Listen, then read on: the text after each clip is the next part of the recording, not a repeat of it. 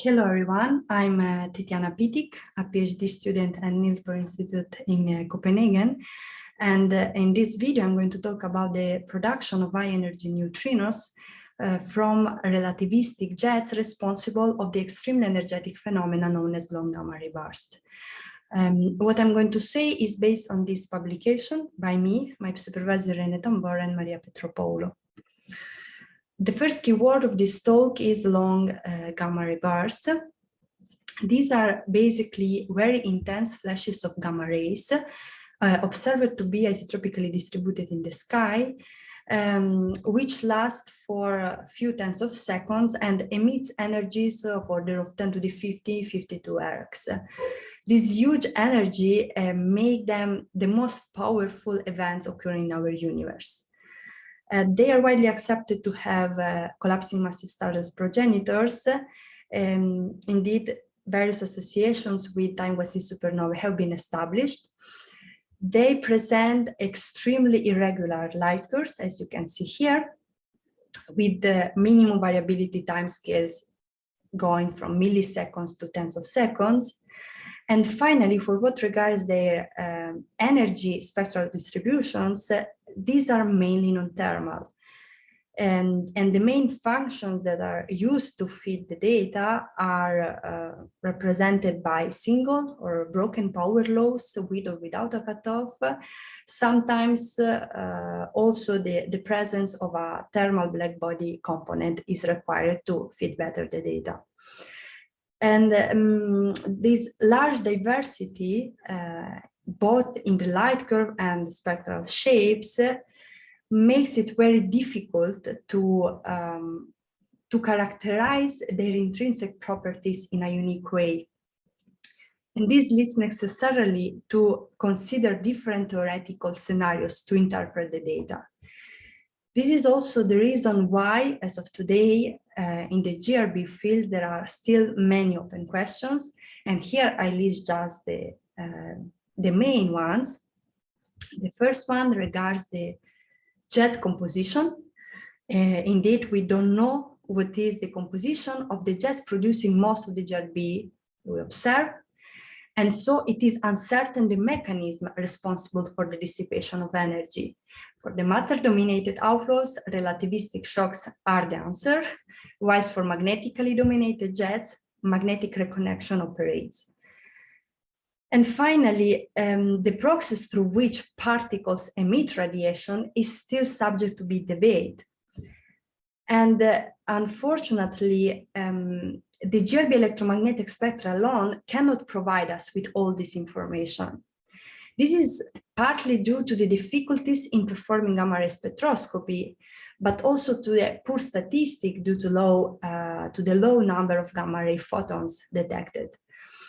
And this indeed allowed very often a certain flexibility to match different input models to the same set of data.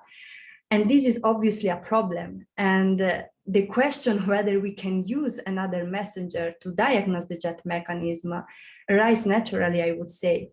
And here the messenger I'm talking about is represented by high-energy neutrinos. What I mean by energy neutrinos is the TAUP2021 neutrinos detected by the IceCube observatory that have been detected over the last decade in the form of a diffuse flux. Indeed, no clear evidence on the main source producing the bulk of detected neutrinos has been established yet, even though we have many candidates, and GRBs are among these candidates. On the other side, the non-detection of a neutrino in spatial or temporal coincidence with a GRB event has put severe constraints on the GRB contribution to the diffuse flux. And today, it is estimated to be less than 1%. Nevertheless, as I said before, we need a messenger that helps us to kill the degeneracy of the interpretation of the electromagnetic data. And the fact that in the near future, we will have detectors with increasing sensitivity as IceCube Gen 2 makes them a source still interesting to be studied. And this is exactly what we did in our work. We wanted to see to what extent the neutrino signal can be affected by using the GRB production scenarios that have been proposed in the literature. At this aim, we first considered the class of matter-dominated jets with the main scenarios able to accommodate electromagnetic data on one side, and also to produce the neutrino in the right energy range. So I mean PV neutrinos. Here you can see a sketch of the main stages of the evolution of such an outflow, where a jet is ejected at the central engine, it propagates, it accelerates due to the radiation pressure, then it becomes transparent at a certain point to radiation, and this is the first light we observe at Earth, the photospheric emission. Then, due to the inhomogeneity of the outflow, different parts, different shells of the jets with different Lorentz gamma factor can collide. In the collision, very strong shocks are generated, kinetic energy is dissipated, particles are accelerated. And so protons and leptons are accelerated. Leptons are more efficient to radiate photons, and protons, the accelerated protons, interact with this radiation. So we consider in our work just photohadronic interactions, which produce mesons that eventually decays into neutrinos that we observe at Earth. For the internal shocks, we adopted the parameters from the particle instant simulation of electron-proton Mayer relativistic shocks. Then we analyzed the class of magnetically dominated jets, in particular focusing on these two models. The ICMART model, in which the energy gets dissipated at very large distances from the central engine, and where the earlier internal shocks have the only role to distort and eventually destroy the ordinary magnetic fields, triggering the magnetic reconnection. And then the magnetized jet model with gradual dissipation that has been considered for the first time in our work, in which the magnetic field lines of alternating polarity reconnect throughout all the evolution of the outflow up to the saturation. And we consider the emission of neutrinos in the region between the photosphere and the saturation radius, where the particle acceleration should be more efficient. For both scenarios, we adopted parameters from the particle instant simulation of relativistic electron-proton magnetic reconnection. Finally, we examined also the proton synchrotron model that has been recently proposed.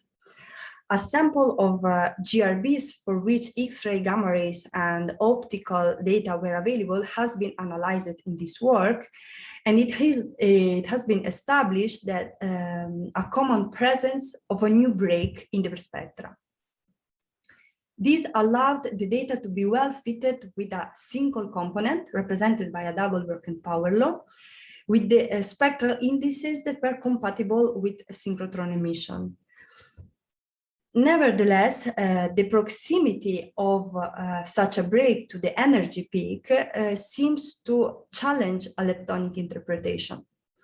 Indeed, the required marginally fast cooling of particles would imply a much larger distance from the source and much lower magnetic fields in the side of acceleration and emission, which is something at odds with the standard expected parameters.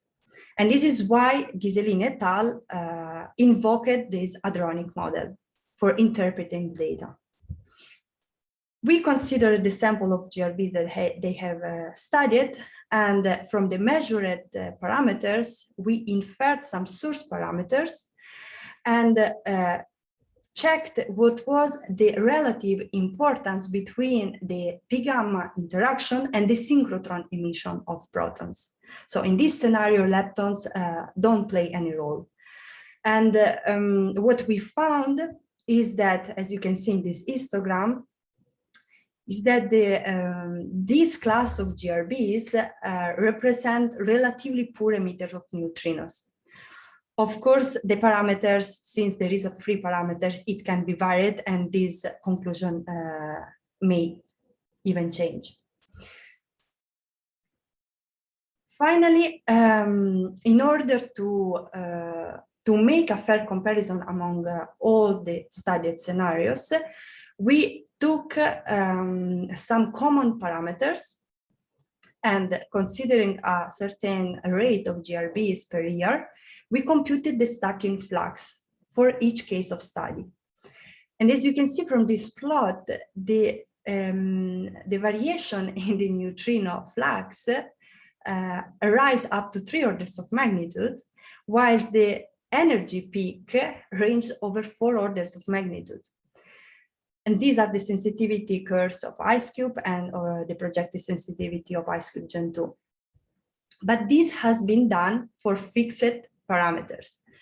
Then we wanted to see how the variation of the most uncertain parameters affect the results. And here I'm talking about the Lorentz gamma factor and the minimum variability timescales that are known for a limited fractions of the detector GRB so far. And as you can see, by taking into account this uncertainty, one can arrive even to hit the sensitivity curves. These would, in principle, allow to constrain some of the extreme cases with the future detectors. And this brings me to my conclusions.